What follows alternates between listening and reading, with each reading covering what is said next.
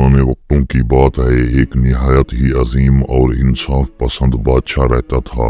उसके 3 बेटे थे। बादशाह सबसे यकसा मोहब्बत करता था। उन तीनों भाइयों की चचाजाद बहन नगीना थी। नगीना बेहद खूबसूरत और हसीन जमील लड़की थी। तीनों भाई उस लड़की से मोहब्बत करते थे और हर एक की ख्वाहिश थी कि मेरी शादी नगीना से हो। बादशाह भी इस बात से वाकिफ था और चाहता था कि किस तरह इस मामले का हल हो जाए। बहुत गौर के बाद एक रोज उसने तीनों बेटों को बुलाया और कहा, तुम तीनों सफर के लिए जाओ और मेरे लिए हस्बे मर्जी कुछ तोहफे ले आओ। जिसका तोहफा सबसे ज्यादा अच्छा होगा उसकी शादी नगीना से करूंगा। तीनों भाई सफर के लिए तैयार हो गए। बड़े शहजादे को लश्कर देखने का बहुत शौक था। चुनाचे वो दुश्वार गुजार रास्तों को तय करता हुआ वहां पर जा पहुंचा।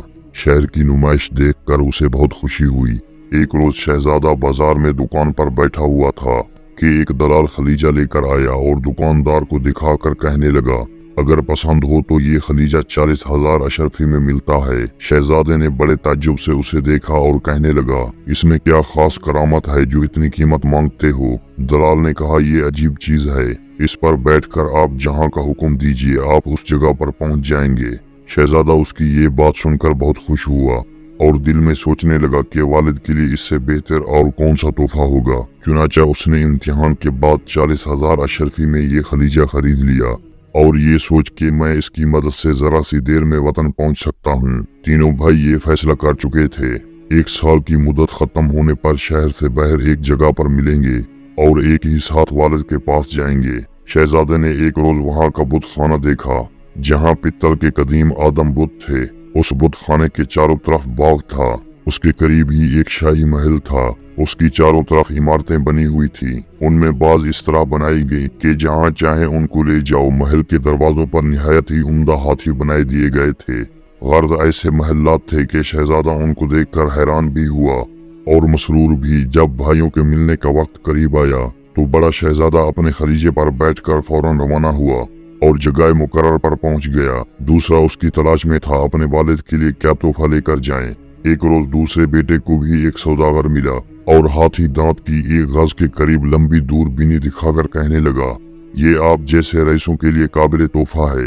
इसके 40,000 अशरफी की कीमत है। शहजादे ने सौदागर से पूछा, इसमें क्या कमाल है? सिर्फ इतने से हाथी के दांत के टुकड़े की इस कदर कीमत तो कोई बेवकूफ शख्स भी नहीं दे सकता। सौदागर कहने लगा, जनाब ये सिर्फ हाथी के दांत नहीं, इसमें अजूबा ये है कि आपको जिस चीज की देखने की ख्वाहिश हो इसमें देख सकते हैं। फौरन हजारों मील का हाल आईना लेकर सामने आ जाता है। शहजादे ने दूर से ही पहले अपने बाप का हाल दरियाफ्त किया तो मालूम हुआ कि दरबार में बैठा हुआ फैसला कर रहा है। शहजादा इस नादर दूरबीनी को देखकर बहुत खुश हुआ। उसने दिल में ख्याल किया कि वालिद के लिए इससे बेहतर और क्या तोहफा हो सकता है। चुनाचा उसने कीमत अदा करके दूरबीनी खरीद ली और जगह मुकर्रर की तरफ रवाना हो गया। वो दुश्वार गुजार सफर तय करने के बाद वहां पर आन पहुंचा और अपने बड़े भाई से मिलकर बहुत खुश हुआ। तीसरा भाई भाइयों से अलग होकर समरकंद जा पहुंचा और किसी उम्दा तोहफे की तलाश में फिरता रहा। एक रोज उसे एक शख्स मिला जो एक मसनूई सेब ला रहा था। उसने शहजादे से मुखातिब होकर कहा, आप किसी मुल्क के शहजादे मालूम होते हैं। ये सेब मुलाहिजा फरमाइए, बादशाहों के लिए काबिल तोहफा है। शहजादे ने पूछा, इसकी क्या कीमत है? वो कहने लगा, 20,000 अशरफियां। शहजादे ने कहा, भाई इसमें क्या ऐसा है? बज़ाहिर तो ये एक मामूली सेब है। वो शख्स कहने लगा, इसकी तासीर ये है कि किसी बीमार को सुंघा दिया जाए तो वो तंदुरुस्त हो जाता है। शहजादे ने वहाँ के कई मरीजों पर तजर्बा किया और जब वो सही साबित हुआ तो बाप के लिए अजीब व गरीब तोहफा 20,000 अशरफियां देकर खरीद लिया। फिर ये भी मंजिल की तरफ रवाना हुआ और आखिर अपने दूसरे भाइयों से जा मिला। वहां पर तीनों ने अपने अपने तोहफे एक दूसरे को दिखाए और खुद ही कहने लगे कि बज़ाहिर वालिद अब ये फैसला नहीं कर सकेंगे ये किसका तोहफा कितना उम्दा है। एक रोज भाइयों ने कहा कि अपनी दूरबीनी से देखो कि नगीना क्या कर रही है। तो शहजादे ने दूरबीनी लगाकर हाल देखा और कहने लगा, वो सख्त बीमार है और सब उनके गिर्द परेशान बैठे हैं। बाकी दोनों भाइयों ने भी बारी बारी ये हाल देखा तो परेशान हो गए और वहां खलीजे पर बैठकर हुक्म दिया कि नगीना के कमरे के सामने उतार दे और चंद लम्हों में कमरे के दरवाजे पर आकर ठहर गया। तीनों शहजादे जट अंदर जा पहुंचे तो बादशाह उनको देखकर हैरान हुआ। शहजादे ने फौरन सेब निकालकर नगीना को सुंघाया। उसको उसी वक्त होश आ गया। और थोड़ी ही देर के बाद बिल्कुल सेहतयाब हो गई। तीनों शहजादों ने अपने अपने तोहफे बादशाह के सामने पेश किए। बादशाह वो तोहफे देखकर बहुत खुश हुआ और फिर कहने लगा, इस वक्त तो तीनों तोहफों ने बड़ा काम कर दिया है। अगर इनमें से एक भी मौजूद ना होता तो नगीना अच्छी नहीं हो सकती थी, इसलिए मेरे ख्याल से किसी को फौकियत नहीं दी जा सकती। अब मैं समझाता हूँ कि जंगल में जाकर तुम तीनों तीर चलाओ, जिसका तीर सबसे आगे जाएगा उसी से नगीना की शादी होगी। शहजादे राजी होकर जंगल की तरफ चले गए। खुले मैदान में जाकर तीर चलाए। बड़े शहजादे का तीर तो किसी को भी नजर नहीं आया। हर जगह पर तलाश किया लेकिन उसका पता नहीं चला। बाकी दो शहजादे रह गए। दूसरे भाई का तीर आगे गया, चुनाचा नगीना की शादी शहजादे से कर दी और वो दोनों शहजादे उसकी शादी में शरीक नहीं हुए। सबसे छोटे शहजादे ने फकीरी ले ली और गोशा नशीन हो गया, लेकिन बड़ा शहजादा परेशान था कि मेरा तीर आखिर कहाँ गया है। चुनाचा वो उसकी तलाश में रवाना हुआ। 3-4 मील आगे जाकर उसे अपना तीर जमीन में दसा मिला। वो हैरान था कि तीर यहाँ कैसे आ गया। तीर लेकर वो अपने वालिद को दिखाने का इरादा रखता था। क्या आपने बहुत जल्दी में फैसला कर लिया?